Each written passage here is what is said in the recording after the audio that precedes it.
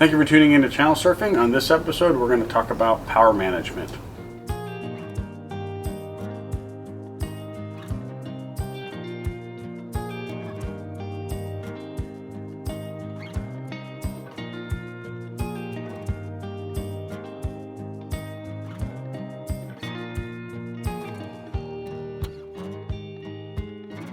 All right, let's talk power management. So this is an actual screenshot I took off my chart plotter. 10.8 volts is something that you never want to see. I actually committed murder, my 2 house bank batteries. I'm not proud. It's called a double homicide for those batteries. Talk more about that later of an upcoming video of a battery upgrade that I did. But today's episode is strictly on just power management of the Ranger Tug from the factory configuration, just to set expectations with what you can and can't do from an electrical perspective.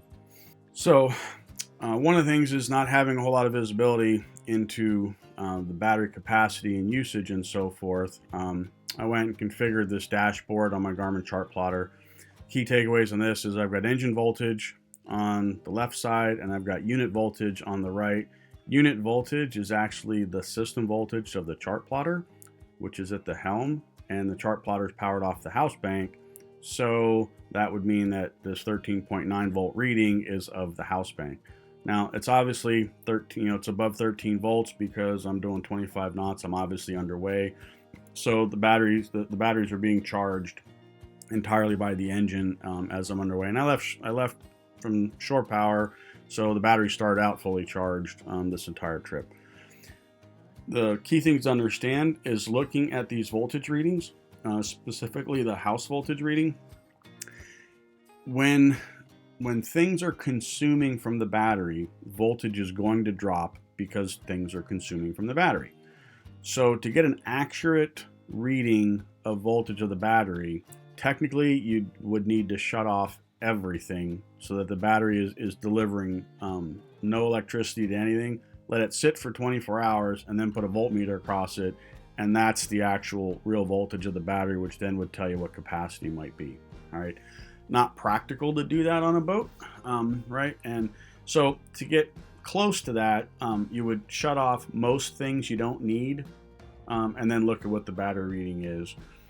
But also understand that as you extend wiring, get further away from the battery, that cable goes further, that's going to cause voltage drop just in the nature of the distance that voltage has to travel.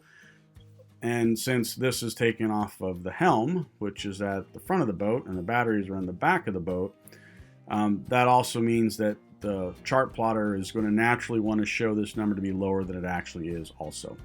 So key takeaway is it's better than having no reading at all, but also understand that your voltage readings on the chart plotter are not a precise measurement for 2 reasons. One is the distance they are from the battery, as well as the fact that you're always looking at them when you're using the battery itself. All right, but here again, it's a lot better than not having it at all, because knowing that it's 10.8 volts is pretty important to know, as opposed to seeing 12.6 volts. For example, right? But just know that you're probably not going to be able to tell the difference from a 12.6 to a 12.5 volt delta accurately. So before we get started, I want to talk about just some terminology and batteries in general, just so we understand what we can realistically expect from our batteries. So amps and watts are used somewhat interchangeably. You'll hear me talk both ways on them. Amps times volts equals your watts, and your watts divided by your volts equals your amps. So if you have something that consumes 10 amps times 12 volts, that means it's going to consume 120 watts. Now technically watts is over a 60-minute period, and amps isn't. Amps is an instantaneous number. So that's why we refer to amp hours, because we're saying, if something has 99 amp hours in it, then that means you can pull 1 amp away for 99 hours. Right, think of it that way. Also, to look at amps, the voltage matters in this. So shore power, is 30 amps on my boat. My battery charger is 20 amps. So does that mean my battery charger uses 2/3 of my shore power? Absolutely not. Shore power comes in at 120 volts. So 120 volts times 30 amps is almost 3,600 watts of available power from shore power. That's an enormous amount of power. It will power everything on the boat with plenty left over. Now the battery charger, right, that's charging the battery, right, at 12 volts, and it's putting 20 amps into the battery. So 20 amps times 12 volts is 240 watts. Huge difference in what the battery charger is putting in versus what shore power is, just to illustrate how the voltage really makes a big difference in understanding this. So battery bank capacity, and this is true of all batteries. I'm specifically talking about Agm batteries because that's what we have on our boats. Agm are really nice. It stands for absorbed glass mat. It's just a type of battery that's on the boats. AGMs are popular on boats because they're a sealed battery. There's no electrolyte to top off. There's nothing to spill out of them. You buy the battery, you use it, and then when it dies, you replace it. There's no maintenance you have to do to them, which is why they're really popular on boats. The AGM batteries, the universals that come with the Ranger tugs, and are pretty common of even non-universal brands, they don't want you to run those batteries below 40% state of charge. And I'm going to talk about two different terms. You have state of charge and you have depth of discharge. Two ways of saying the same thing. So state of charge, 100% state of charge means the batteries are full, and 0% state of charge means the batteries are empty. Conversely, the depth of discharge, if you're at 0% depth of discharge, then that means the batteries are 100% charged. You haven't discharged them at all. If you're 100% depth of discharge, then the batteries are totally depleted. Understanding the use of the batteries, AGM batteries should not be taken below 60% depth of discharge, which is 40% charged, right, for state of charge.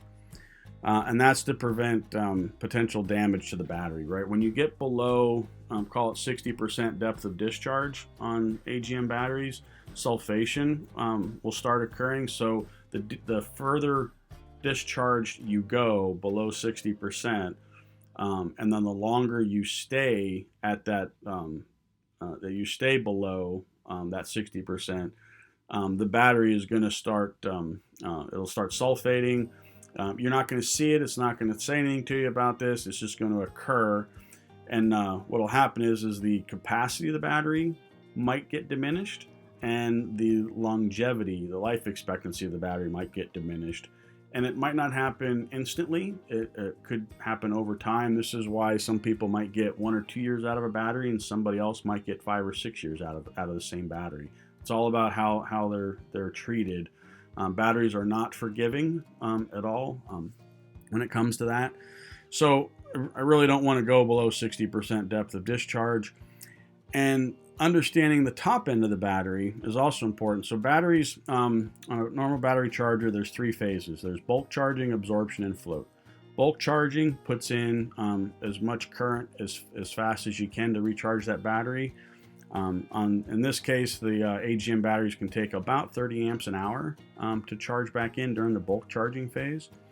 When they get to the absorption phase, they have to slow down their rate of acceptance of that current. So instead of 30 amps, it's going to be 10 amps for a period of time. Then it's going to go to 9 amps, then 8, then 7, then 6. And this is going to go on for hours, all right, until it gets, close to 100% state of charge. Once it gets up to the 100% state of charge, it goes to the float phase. And the float phase is basically just keeping the battery at 100%. So the charging is going to stop, and then it's going to start, stop over a period of time, just to maintain the battery at its peak charge. So when we're out boating, all we're really concerned about is the bulk charge and the absorption phase. And note that the absorption phase, because it takes so long, when I'm out boating, I don't care about the 85 to 100%, because to run the engine to charge the battery above 85% is going to take hours. It's not worth it to me to put those kinds of that kind of wear and tear on the engine to try and charge the batteries up to that. So that means I've really got from 40% to 85% the bulk charging. that's the area that I operate in, because I can consume those amps quickly and I can put them back in quickly with the engine if I need to.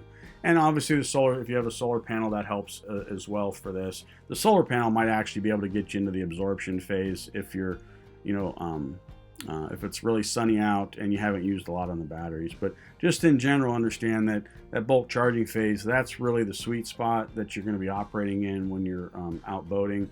And this is where you get the 45% usable capacity. So I base everything on the 45% number, because that's realistically what I'm gonna have when I'm underway.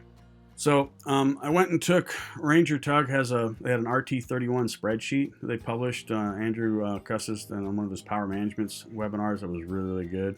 Previewed this, so I grabbed the spreadsheet, but it was specific to the RT31. So I went and modified it to an RT27 outboard.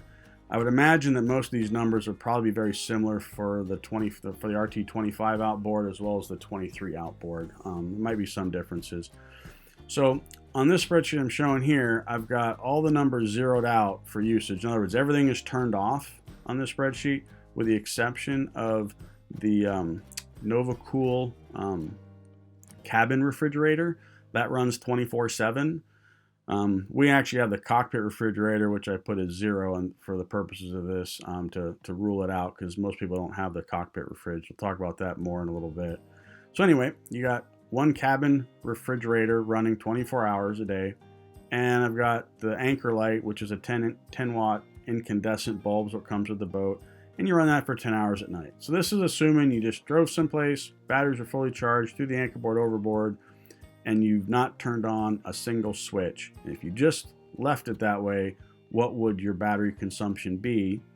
And the math works out to 46% of the batteries remaining. So half of that house bank battery is going to go to feed just that refrigerator and that anchor light, right? That leaves the other 50% of the house bank for me to turn on and off switches.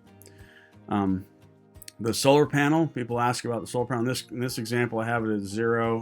When we get into the spreadsheet, I'll play with some numbers and I'll talk a little bit more about how the solar panel can help on this math equation.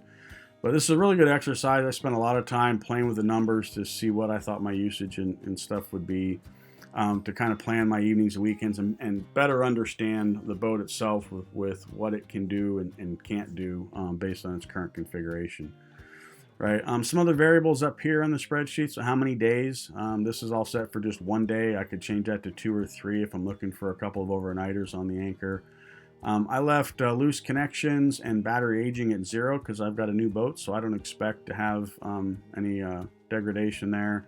Battery efficiency, 95%. Nothing's 100%. All right. And depth of discharge at 60%, and temperature also matters too, because batteries are temperature sensitive. So this I did at 77 degrees. I'm assuming I'm out in the summertime. Right. I also did the math for if we were to combine the house battery with the thruster, and then I have one more to do the math for house combined with the thruster and paralleled with the engine. If you were to use all 4 batteries, what would that math be? Now I have a line through here that says don't do this, but I just wanted to see what the math looked like anyway, because there's a certain point where you start to think, let me just keep adding more batteries, but eventually that logic kind of runs out, and you'll see why when we get into the spreadsheet calculations. The reason I one-lined it is the engine battery is a starter battery, and starter batteries are different than deep cycle batteries, and the thruster battery and the house battery are both deep cycles, so it's okay to run them down to 60% depth of discharge. Starter batteries don't like to do that at all. They need to stay fully charged or as close to charged as possible. Generally speaking, an engine battery is going to be at 100% charge most of its entire life. The few exceptions are when you turn that engine, it's going to pull the amps out. Once the engine's running, it's going to put them right back in. If you run a starter battery as a deep cycle application, there are confirmed cases of those batteries actually exploding. Outside of the purview for what we're discussing here, but just be advised, you running that engine battery as to run house loads on it is not advised for those reasons. And with that, so how did I get these actual measurements? Well, the Viktron battery monitor that I installed is what gave me the exact wattages and stuff. So I could walk around the boat and I could turn on, you know, the VHF radio, and I'd look at the Viktron and it'd say, oh, your usage went up by 5 watts. So I put 5 watts in here. I just went down and turned on and off every switch that I could to see what the delta was.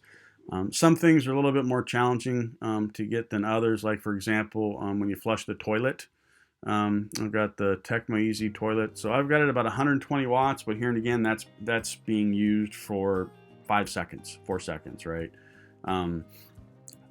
So it makes the math. Usually for the stuff like that, I'll do like 0.1 or 0.2 for hours, typical on Anchor, just so I have some wattage consumption from those devices. The water pump is the same way.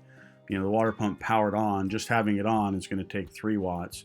If it's actually moving water, it's about 130. The reading actually fluctuates because as the pump, operates, it's not a continuous cycle, right? So it's kind of a grain of salt you have to kind of look at with some of these, but it's just another tool to get you closer to understanding what your actual consumption is going to be and what you can expect from the boat to give you. So with that, let's talk a little bit more in depth on the Viktron battery monitor, with how that works and how that got installed. So these are the readings that you get. So there's a Bluetooth app on the Viktron monitor. So in this case, it's showing me 12.65 volts on the house battery. It's showing me that I'm using 3.45 amps, and I'm doing 45 watts of consumption. So the total amp hours consumed thus far is 4.4 amp hours. And if you notice, these are negative numbers right here. That's because that's what we're taking out of the battery. If I turn the engine on and it starts charging the house battery, or I plug into shore power and it's charging the batteries, these numbers will go positive, right? Even if I have things used that are in use, you know, let's say I'm using 3 amps on the boat, but I'm putting 20 amps in from the battery charger. This is going to be a positive number because you're putting more in than you're taking out. So the Viktron being able to measure over time how many amp hours are actually consumed, this is how it's able to figure out what your time remaining is at the current rate of what your consumption is. This is the secret sauce here that lets you know, hey, if I go to bed right now, am I going to wake up with dead batteries, or am I going to wake up with plenty of juice left in those batteries? All right. Down here it shows the starter battery voltage at 12.82, which is obviously different than the voltage. In my case, I didn't run this to the starter battery. The chart plotter is going to tell me the voltage of my engine battery, which is the starter battery. If that battery's dead, the engine's not going to start. I'm going to know that. I don't need a gauge to tell me that. So the thruster battery had no visibility whatsoever into the voltage of that, and it's in a pretty hard to get at spot on the port side Lazarus. There's 3 batteries, the 2 house banks, and then the thruster, and the thruster is the forwardmost battery, so you can't even get to it easily to put a voltmeter across it. So I ran a second wire from the battery monitor to the thruster battery just so I would get voltage of the thruster battery. And it says starter battery on the Viktron. They don't let me rename that to say thruster, so I just got to remember where I see starter, it's actually thruster. This is what the Viktron unit looks like installed. We put it right in the galley, right next to the sink where the water gauge is. It's got some switches on it. You can do the setup from here, which most of the time you're going to use the Bluetooth app. This is really just a quick read for anybody else in the boat. The wife and kids can walk by. They can hit the plus or minus, and it'll scroll through some various settings, and you can configure what it actually displays. Fewer things are better, like, are the batteries fully charged or not? What's our state of charge? What's the current, amps that are being drawn? What's the current wattage that's being drawn? Just so that, everybody in the boat is participating in the power management to say, hey, if I don't need that light on, turn it off, right? This is the shunt. This is the brains of the entire battery monitor. So you can see right here, that gray cable, that's actually the RJ, I think it's like an RJ11 or 45 connector that goes to the battery monitor in the galley. These are the two red wires that measure the voltage. So one goes to the house battery, one goes to the thruster battery. And then these are the negative, and this just has to get put in the middle so that all the return, all the negative coming back to the battery has to pass through this shunt, right? That's the way it's able to get its reading. In English, this is what that really looks like. So you've got your positive battery, comes off the battery, goes out to your house loads, it goes to your battery charger, and so forth. The shunt you put in on the negative side, and it's a short cable, it goes from the negative of the house battery to the shunt, and then everything else that's a negative on the boat has to be on this side of the shunt. If you plug anything in between the battery and the shunt, it bypasses the shunt, and therefore it will skew your readings because the shunt can't see it, right? That's the most important thing to know when you put these in. And there's your one cable that goes to the monitor, right? And then the one cable that goes to the voltage for the house. This is the most simplistic drawing of what the battery monitor does. This would work on any boat. Now, obviously, the Ranger Tug, we have two house batteries. We have one thruster battery. Here's how I put mine in. So my second wire goes to the thruster so that I can measure the voltage off the thruster, which it'll say is the starter battery, but we know that's the thruster battery. And it's obviously measuring the voltage off the house bank as well. And the two batteries in the house are put in parallel as drawn. Configuration on the Viktron. So this is my low voltage alarms. I've got them set for either the starter, which we know is the thruster battery, and then the house bank. If 11.2 volts, I want an alarm. And once it hits 11.2, the alarm will clear once I get the voltage back above 11.5. And then the battery settings on the Viktron, I left everything here default with a couple exceptions. Battery capacity, I changed to 220 amp hours because I've got 210 amp hour batteries. And I put my discharge floor at 40%, right? Which means the battery is 60% depleted. That's so it can do the calculation, the math correct. And then the last one I changed was the time to go averaging period. I set it to 0. So this can be 0 to 12 minutes. And the idea is let's just say you set it to 12 minutes. What that's really saying is that the Viktron will look at a 12-minute period of time at what gets turned on and turned off. So let's say you turn on this light switch, you turn on that light switch, you turn off, two other light switches over here. Then you go ahead and you turn on the heater. It's going to look at that 12-minute period and say, what was running, what wasn't, and it'll average that out and then come up with an estimate. I don't have enough switches on the boat for that to really matter. And pretty much when I look at the Viktron, I'm asking myself, okay, I'm going to, go to bed. I want to make sure when I wake up, I've still got, batteries that aren't dead. So do I have 10 or 12 hours worth of battery left?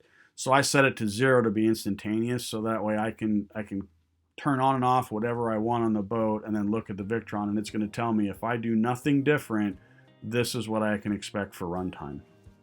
All right, and if I don't like that, then I can go turn off more stuff until I get the time remaining to a number that I want to see.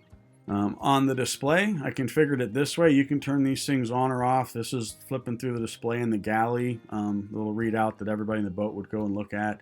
And all I've enabled it for was the main voltage display, so it'll show 12.6 volts or 12.7 volts. As you cycle through the readings, current display, you're using 3.4 amps. Power display, a negative 40 watts. Consumed amp hours, negative 27 amp hours used, and then state of charge 86% remaining, or 86% charged, I should say, right? And time to go display, I don't bother with on the display in the galley. Starter voltage, temperature, mid voltage, I don't have it display that either. So back to our spreadsheet. So in this case, looking at the single cabin refrigerator turned on and the anchor light at 10 watts, which is a default, and then the normal baseline power draw of the boat. There's a handful of things that pull power all the time, basically the NEMA 2000 power bus, the stereo memory, the USB V-berth outlets, all pull about 2 watts each. So does the Garmin XM54 antenna that I added. So if you don't have that, then it's probably a 6 watts for you for baseline. But just understand, baseline, that refrigerator running, your anchor light on, your baseline power draw, that's going to take about 50% of your battery bank. leaving you the other 50% to turn on switches and actually use the boat. So because of this, understand this is why you're probably only going to get a single overnight on batteries before you're going to have to either hit shore power or run that engine to charge it, or have your solar panel do some charging. The solar panel, I'm also going to point out right now, is not big enough to charge all of your electrical loads, right? So we look at solar panels. So I've got in here is 145 watts. That's what comes with the boat. It uses a PWM controller, which is fine. Understanding capacity of the solar panels, obviously they need sun to work, and they need direct sun to work really well. In the Pacific Northwest, an easy formula to use for sizing is to take the size of the panel. So let's say you had a 100-watt solar panel, divide it by 4. That's how many amp hours you're going to get in a day from that panel. So a 100-watt panel would give you 25 amp hours. To put that in comparison, the 145-watt panel, because it's a PWM controller, it's going to be about 70% efficient, not close to 100 where we would like it. So you won't get to the 145. You'll probably get, I don't know, what's that, 110-ish watts out of it. So that's going to get you pretty close to the 25 or 30 amp hours a day, knowing you've got a battery bank that's got 99 amp hours in it. That solar panel is not going to replenish those batteries. It's going to slow down their rate of discharge, and it's probably pretty comparable to keep up somewhat with what the refrigerator will do, but it's not even going to keep up with that entirely. So just know that solar panel is really designed more for keeping your batteries topped off, like when it's in storage. If you didn't have shore power, say it was on a trailer or something. And while you're at sea underway, it's going to help augment your discharge, but your batteries are still it's still easier to use a lot more than what that panel can put in. And with that, let's go get over to the spreadsheet and start playing with some numbers. All right, so here's the spreadsheet I put together. So all the wattage readings in blue were all measured by a Viktron. So I've measured both. The windlass I haven't measured yet, but the windlass isn't used for very often, and the windlass should only be used with the engine running and the engine house parallel switch in parallel. That way the current from the alternator is going directly into the house bank, because the windlass is a pretty heavy load. So anyhow, way to read this, I'll go over is number on the left is how many of these are on the boat. So there's 4 V-berth lights that we have, the little white lamps in the V-berth. We've got 2 cabin lights, the little pop-up lights, one in the galley, one over the dinette. Other than that, everything else is pretty much all one each. So the quantity over here is how many you're actually going to turn on. So if you use this example right here, let's say I've got 4 V-berth lights, but I'm only going to turn 2 of them on, and I'm going to run them for 2 hours. It'll do the math and say, okay, that's going to be 5.2 watts that I'm actually consuming, because it's 1.3 watts times 2 for 2 hours, times quantity 2 for 2 hours, right? In addition to that, the numbers in red, I recommend, not changing. So let's talk about why they're in red. So the 2 refrigerators. So we have a cockpit fridge and we have a cabin fridge, and refrigeration, as I said before, is generally the largest load on a boat, and on my boat that's no different. So refrigerators work on an on-off cycle, so they turn on for an hour, they turn off for an hour. Unless you open and close the doors, then they're going to turn on for more often, to maintain the temperature and stuff, which makes it a little more challenging to get an accurate reading from them. So these readings are actually more of a guideline, because I can look at the Viktron and say, hey, it's pulling this many watts now, but in an hour from now, it's going to be 0. The refrigerator is going to be turned off for a period of time, right? So I have to average it over a day. And I run the refrigerator, obviously 24/7, but it's not actually consuming power through the entire time. So I've averaged these numbers out for my boat to let me know close to what I can expect them to consume. The other thing I did was I went and I pulled the 2 fuses on the refrigerators and said, okay, I've got every switch turned off, and I pulled the fuses on the 2 refrigerators so they're turned off, and I still saw 8 watts being used. So then I went through and I started pulling every other fuse on the boat to find out where that 8 watts was coming from. And I found that right here. So the NEMA 2000 bus is always powered on. My Garmin XM54 antenna is always powered on. The stereo memory and the USB outlets throughout the boat. Each one of those items uses about 2 watts in standby, right? So it's an 8-watt power draw. You may not have the Garmin XM54 antenna, so if so, then you might set this to 6 watts instead of 8, right? And that's 24/7. That's why I put them in red, just to understand that I need the wattage numbers for my formula to work right. That way I know what my actual consumption is going to be.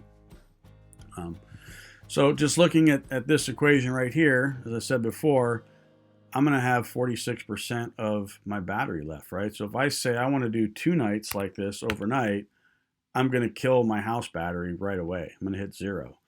So if I added the thruster battery, let's just say I could join the thruster battery and have 3 batteries. That one overnight, I'm going to have 27% left of all 3 banks, right? So it just shows how much energy that just that single refrigerator is going to take.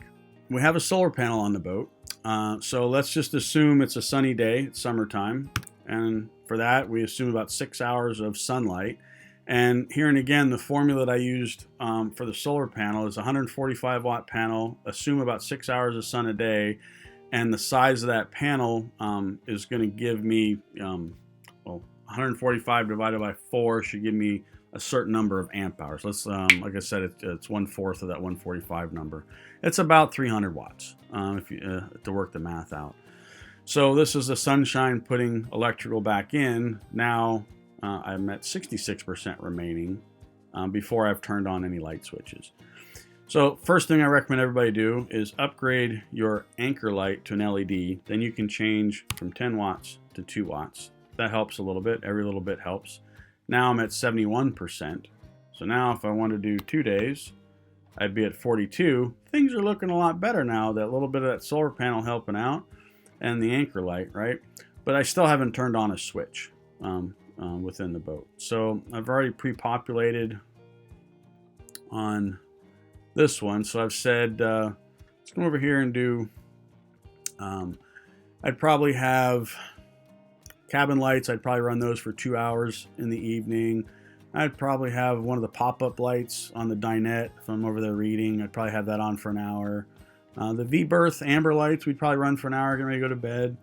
The in the V-berth, there's 4 lamps. I'd probably run 2 of those lamps for a couple of hours because we're probably going to sit down and watch a movie. So I'm going to have the TV DVD player run a movie in the evening.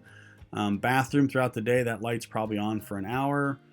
The freshwater pump's probably on for an hour. We're probably only using the freshwater pump for maybe 15 minutes out of the day, actually, of it running. The VHF radio, I'd probably run for 8 hours a day. And I just went down the list and said, what's my normal usage? I'd have the radio on for 8 hours a day. So this is a normal day at anchor. I'm going to have the solar panel for 6 hours, assume it's a sunny day. And I'm not going to use any AC. I'm going to leave the inverter turned off. The inverter is a hog when it comes to the batteries. So now I'm at 55%. And I say if I want to do this for 2 days, right? 2 days I would be at 10%, right? So I'd have to have 2 days of sun with a very similar usage, and I could get 2 days back to back just barely and be at 10% left on my house bank. All right, so not too bad, right? I also use the Viktron to say, what if I use my engine to charge? And a lot of people say, wait a minute, that's going to ruin your engine if you run it for charging. Remember earlier I said all we care about is from 40% discharge to 85. You want to stay in that bulk charging range because you can put current into the battery quick to recharge them in that phase. You're not going to go to 100% of the batteries. You're just going to get to about 80 to 85%. The Yamaha F300 engine and the F250, which is what the Ranger Tug 25 also has, those alternators are marine alternators. They're actually geared to put most of their current out at low RPM, not high. So you don't have to rev the engine up very much. I actually measured just idling the engine, and I was seeing 200 watts at 600 RPM on the engine. I just turned the engine on, I'm just sitting there at anchor, and it's 200 watts going in. So I could say, well, let me do that for an hour a day, right? and see what that changes the math. And I said, okay, what if I want to do 3 days overnight? So now, idling the engine at 600 RPMs for an hour a day, I can now get to a third day. I'm going to go home with nearly dead batteries, right? Because they'll be at 5% charged, remaining on them. If I say, well, let me go ahead and up the RPM on the Yamaha to 1,000 RPM. I'm going to do that for an hour a day, and I probably only idle it for half an hour, warm the engine up, and then run it for an hour a day. Now I'm at 55% left after 3 days on the anchor, with 3 days of sun, obviously. Let's say the sun went away and it was raining, right? Now it changes drastically, and I'd see I can't get 3 days anymore. Maybe I can only get 2. There you go. I can get back to 2 days without any sun, idling the engine for half an hour and running it at 1,000 RPM for an hour. At 1,000 RPM, the engine's putting in about 350 watts, which is about 30 amps. So it's pretty sizable to do that. Right, this is how you can use this spreadsheet to plan what your weekends might be and how long you can go, and hopefully keep you from killing your batteries like I've done. Other things to improve. An upcoming video that I'm going to talk about where I actually upgraded to Firefly Agm batteries. It was a huge difference in the Fireflies. You can take those to 80% depth of discharge instead of 60, so that's another 20% capacity for the same 2 batteries.